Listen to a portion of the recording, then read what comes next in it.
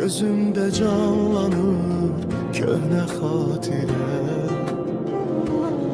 Düşürəm hər axşam mən həmin yerə. Səninlə keçdim yollar boş qalır. Ruhumda sanki məhbəsə dalır.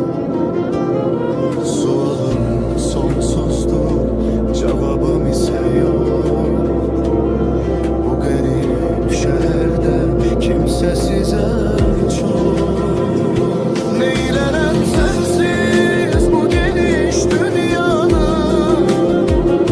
Yoktu derdimin bir tek dermanı. Geceler ulduzlar söhbete gelmiş. Sensiz bu yüreğim gülmeyi bilir. Ben axı kölgen